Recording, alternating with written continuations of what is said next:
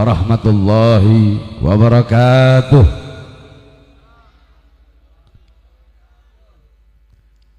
Alhamdulillah,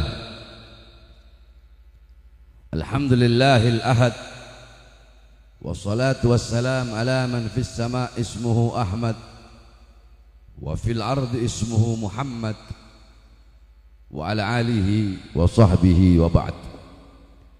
Yang saya cintai, yang saya muliakan, segenap para alim ulama, segenap para habaib, segenap para kiai, para asatid, para tokoh masyarakat, segenap aparat pemerintah, wabil khusus sahibul bait, sahibul hajat, adik saya Al-Habib Anwar Al-Attas beserta seluruh keluarga besarnya. Mudah-mudahan Allah panjangkan umur beliau, Allah sehatkan jasmani dan ruhani beliau, Allah permudah urusan dunia akhirat beliau, Allah subhanahu wa ta'ala perkuat langkahan kakinya untuk berdakwah, berjuang di jalan Allah subhanahu wa ta'ala. Saudara-saudara sekalian yang dimuliakan oleh Allah subhanahu wa ta'ala, Al-Habib Quraisy barusan menjelaskan bahwasanya mahabbah, cinta kepada Rasulullah itu adalah ruh, itu adalah ruh daripada iman. Saudara-saudara, kita mencintai Rasulullah sallallahu alaihi wasallam, kecintaan kita kepada Rasulullah memiliki kadar. Kecintaan kita kepada Rasulullah memiliki ukuran. Kecintaan kita kepada Rasulullah masih bisa dilukiskan. Kecintaan kita kepada Rasulullah masih bisa diumpamakan. Kecintaan kita kepada Rasulullah masih bisa digambarkan. Tetapi kecintaan Rasulullah kepada kita tidak ada kadarnya, tidak ada ukurannya, tidak ada seumpama apapun yang bisa mengibaratkan begitu besar kecintaannya Rasulullah kepada kita sebagai umatnya. Tidak ada seumpama, tidak ada umpama langit yang tinggi, lautan yang dalam, gunung yang kokoh.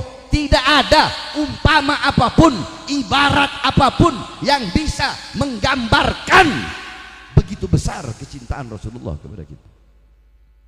Saya jelaskan sedikit. Ibarat kata, daripada lautan samudera kecintaan Rasulullah akan kuberikan kepada kalian satu tetes daripada lautan samudera kecintaan kepada Rasulullah. Satu waktu Rasulullah sallallahu alaihi wasallam mendoakan Sayyidatuna Aisyah radhiyallahu anha. Kenapa?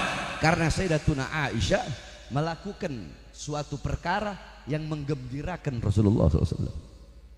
Ketika Rasulullah melihat Sayyidatuna Aisyah melakukan perkara yang menggembirakan beliau, beliau angkat tangan dan berdoa, Allahumma ighfir li Aisyah ma qaddamat wa ma akharat. Ya Allah, ampunilah dosa-dosa Aisyah yang telah lalu, yang akan datang. Ma adharat wa ma abtanat, dosa-dosa yang tampak atau dosa-dosa yang tidak tampak. Mendengar doa Sayyidatuna Aisyah, mendengar doa Rasulullah, Sayyidatuna Aisyah lari-lari kecil kayak orang lagi bahagia begitu. Bukan lagi, emang bahagia, saking bahagianya. Rasulullah bertanya, wahai Aisyah, apakah kau senang, kau bahagia dengan doaku tadi? Sayyidatuna Aisyah menjawab, siapa yang tidak senang didoakan oleh makhluk mulia, makhluk agung sepertimu ya Rasulullah. Apa jawab Rasulullah? Perhatikan jawaban Rasulullah. Wahai Aisyah, jikalau engkau senang dengan doaku, barusan aku berdoa kepada Allah untukmu, maka ketahuilah doa seperti itulah yang setiap saat aku mintakan kepada Allah untuk umatku.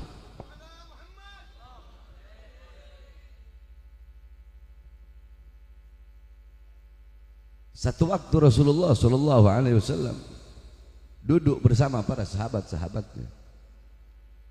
Rasulullah berkata, wahai para sahabat-sahabatku, sungguh aku rindu, aku cinta kepada suatu golongan yang dimana golongan ini adalah golongan yang aku rindukan, golongan yang aku cintai, golongan yang mulia. Para sahabat berkata, apakah mereka para malaikat? Rasulullah menjawab, bagaimana mungkin malaikat tidak mulia sedangkan mereka berada di sisi yang maha mulia? Bukan. Apakah para nabi dan rasul? Bagaimana mungkin nabi dan rasul tidak mulia sedangkan Allah Subhanahu wa taala memberikan wahyu dan firman-Nya kepada mereka? Bukan. Apakah kami para sahabatmu ya Rasulullah? Bagaimana mungkin kalian para sahabatku tidak mulia sedangkan aku berada di tengah-tengah kalian? Nabi Muhammad menundukkan kepala, kemudian beliau menangis. Dalam riwayat tangisan itu membasahi sampai janggut beliau. Beliau berkata, golongan yang aku rindukan ini, golongan yang mulia ini adalah mereka orang-orang yang tidak pernah duduk bersamaku, tidak pernah sholat di belakangku, tidak pernah makan bersamaku, tidak pernah bertatap muka denganku, tapi mereka beriman kepadaku. Mereka adalah umatku. Tuba liman yarani wa amana bi, wa tuba thumma tuba liman lam yarani wa amana bi. Sungguh berbahagia, sungguh beruntung bagi orang yang melihatku kemudian beriman kepadaku. Dan sungguh beruntung dan sungguh beruntung dan sungguh beruntung, 3 kali keberuntungan bagi orang-orang yang tidak pernah melihatku kemudian beriman kepadaku. Siapa? Kita adalah umat baginda Nabi besar Muhammad. Qala Rasul, "Law yushaku ahadukum bi syaukatin fi rijlih la ajidu alamaha fi qalbi." Andaikan salah satu dari kalian wahai umat ada yang kakinya tertusuk duri, pasti kalian merasakan sakit. Rasa sakit kalian itu aku temukan, aku rasakan, bahkan sampai ke dalam hatiku. Apakah ada seorang manusia yang bisa merasakan rasa sakit kalian bahkan ketika kalian tertusuk duri? Rasa sakitnya bukan hanya beliau rasakan di jasad, bahkan sampai ke dalam hatinya. Karena begitu besar cintanya Nabi Muhammad SAW kepada kalian. Kecintaan Nabi kepada kalian lebih besar daripada kecintaan bapak ibu kalian kepada kalian. Bapak ibumu tidak bisa menolongmu kelak di akhirat. Kelak di akhirat, karena begitu dahsyatnya, karena begitu luar biasanya.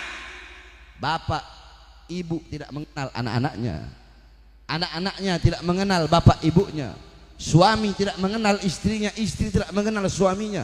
Semuanya nafsi-nafsi, bahkan para nabi nafsi-nafsi, sendiri-sendiri menolong dirinya. Tapi ada satu sosok yang tidak beralaskan kaki. Sosok tersebut pergi ke sana, pergi ke sana, pergi ke sana, pergi ke sana. Untuk apa? Untuk memastikan seluruh umatnya selamat, baik di yaumul ba'as, di hari kebangkitan, di yaumul mahsyar, padang mahsyar, yaumul mizan, hari pertimbangan, yaumul hisab, hari perhitungan, as-sirat, ketika melewati jembatan sirat sehingga masuk ke dalam surga. Siapa sosok tersebut? Bapakmu, ibumu, suamimu, istrimu? Bukan. Sosok itu adalah sosok yang kosong dari hatimu. Sosok itu adalah sosok yang kau hanya mengakuinya melalui lidah, namun kau tidak pernah menjadikannya sebagai suri tauladanmu. Siapa sosok itu? Sosok itu adalah Sayyidul Wujud, baginda Nabi besar Muhammad.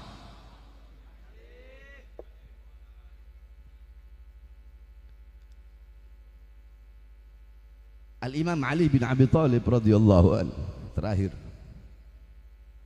beliau pernah ditanya, ma'arjal ayah fil Quran, ya Imam, ayat apa yang paling bisa diharapkan di dalam Al-Quran? Al-Imam menjawab, ayat yang paling bisa diharapkan dalam Al-Quran, baca sama-sama, wala saufa yu'tika rabbuka. yakni Allah tidak akan Allah tidak akan berhenti memberi kepadamu wahai Muhammad. Apapun yang kau minta, apapun yang kau mau, apapun yang kau inginkan, Allah tidak akan berhenti memberinya sampai engkau ridho, sampai engkau puas. Apapun yang kau inginkan. Kata Imam Ali, sedangkan Nabi Muhammad tidak akan pernah ridho dan tidak akan pernah puas sebelum seluruh umatnya masuk ke dalam surganya Allah Subhanahu wa ta'ala. Itulah sosok yang kalian lupakan. Makanya Habib Quraisy mengingatkan kalian untuk mencintai sosok itu, dan saya mengingatkan kalian bagaimana pengorbanan sosok itu kepada kalian, bagaimana kecintaan sosok itu kepada kalian. Yang terakhir, saudara-saudara, kita orang ini kadang para dai, para penceramah, para habaib, para kiai, para ustadz, para gus, terkadang kita memandang orang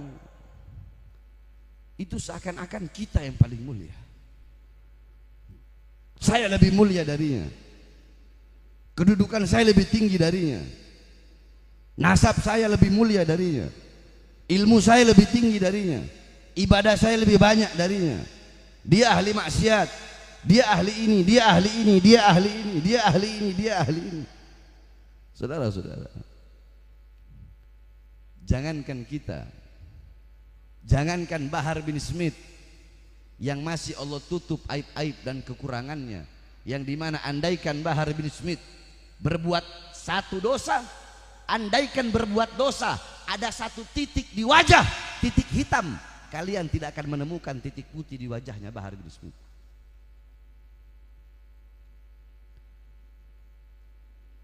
Nah, saudara-saudara sekalian yang dimuliakan oleh Allah,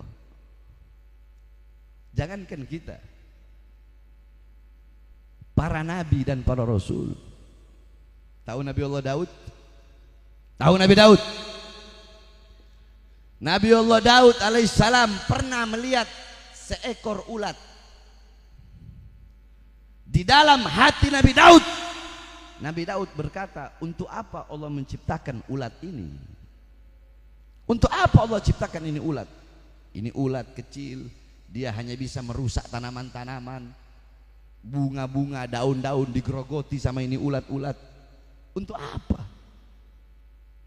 Tiba-tiba sang ulat itu berkata kepada Nabi Allah Daud, wahai Nabi Allah, aku setiap hari bertasbih kepada Allah, setiap hari aku memuji Allah, tiap hari aku membaca subhanallah, la ilaha illallah, aku membaca Allahu Akbar, aku bersolawat kepada Nabi Muhammad setiap saat, setiap hari. Engkau, apa yang telah engkau lakukan lantas engkau merasa lebih mulia dariku?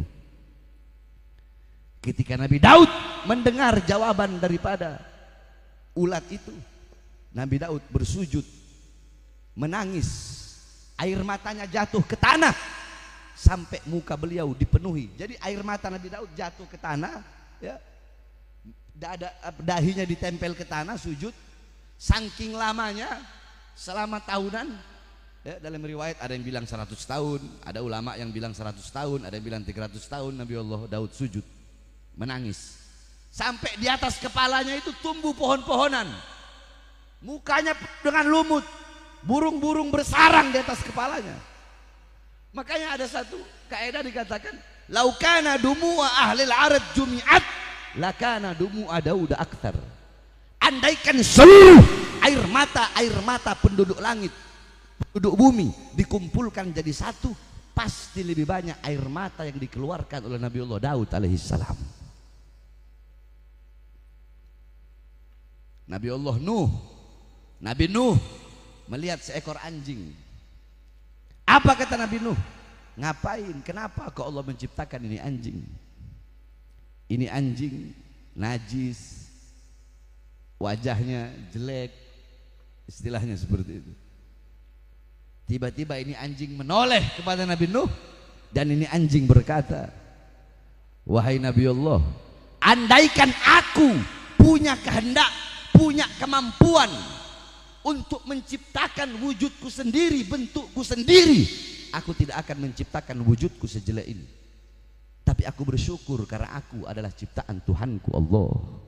Nabi Nuh menangis, saudara-saudara.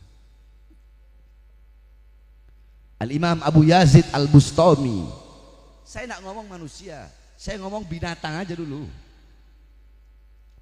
Paham ibu-ibu? Saya ngomongin binatang dulu, jangan manusia. Syekh Abu Yazid Al-Bustami ketika berjumpa dengan seekor anjing, beliau lagi pakai jubah, beliau angkat jubahnya begini. Itu kalau gambus nggak suruh berhenti, Anda berhenti.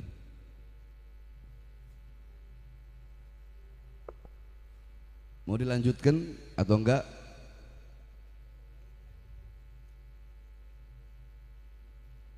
Perhatikan, tidak usah dipedulikan gambus itu. Inti lihat sini. Ketika Abu Yazid Al-Bustami mengangkat jubahnya, ya, itu anjing berkata, "Wahai Abu Yazid Al-Bustami, jikalau engkau mengangkat jubahmu karena takut terkena lidahku atau air liurku, maka cukup kau membasuh jubahmu dengan 7 kali basuhan, salah satunya dengan tanah. Tapi jikalau engkau mengangkat jubahmu karena kau merasa lebih mulia dariku, kedudukanmu lebih tinggi dariku, dan memandangku lebih hina dan lebih remeh darimu, maka walaupun 7 samudra 7 lautan mencuci hatimu, hatimu tidak akan pernah bersih."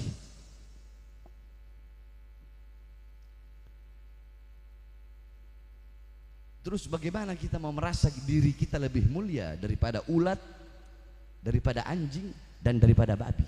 Kalian jawab. Al-khinzir, babi, wal kalab, anjing, awaluhu turab wa akhiruhu turab. Anjing dan babi itu awalnya tanah, kembali ke tanah. Maksudnya awalnya tanah kembali ke tanah apa? Ketika dia diciptakan, kemudian dia dimatikan, udah selesai. Dari tanah ke tanah udah. Tidak ada bagi dia itu azab kubur, azab hari kebangkitan, kemudian padang mahsyar. Anjing, binatang tidak ada seperti itu. Ibu-ibu, bapak-bapak semua, kalian jawab yang keras. Apakah nanti di akhirat Allah akan bertanya, "Hei anjing, hei babi, sudahkah kau menjalankan kewajiban?" Allah bakal tanya gitu? Jawab yang keras. Apakah Allah bakal tanya, "Hei anjing, hei babi, kenapa engkau jualan agama?" Allah bakal tanya gitu? "Wei anjing, wei babi, kenapa kau rampok uang rakyat? Kenapa kau rampok harta rakyat?" Allah bakal tanya gitu? "Wei anjing, wei babi, kenapa kau tipu rakyat?" Allah bakal tanya gitu? "Wei anjing, wei babi, kenapa engkau jadi penjilat-penjilatnya pemerintah, jadi penjilat-penjilatnya pejabat, sehingga yang hak kau bilang batil, yang batil kau bilang hak?" Allah bakal nanya begitu? Anjing, babi, Allah nggak bakal nanya. Kenapa? Karena binatang. Al-khinzir wal galab asyrafu minna wa afdalu minna wa akramu minna wa abyadu minna. Di akhirat anjing dan babi lebih mulia dari kita, lebih utama dari kita, lebih wangi dari kita, lebih agung, dan bahkan lebih putih wajahnya daripada kita. Itu anjing dan babi. Jangan pernah merasa diri kita lebih mulia. Terus bagaimana kita mau merasa lebih mulia dari seorang pedagang es teh, saudara-saudara? Saudara-saudara, lebih baik penjual es teh daripada penjual agama, penjual negara, penjual bangsa, dan penjual rakyat Indonesia. Walafu minkum, wassalamualaikum warahmatullahi wabarakatuh. Prajurit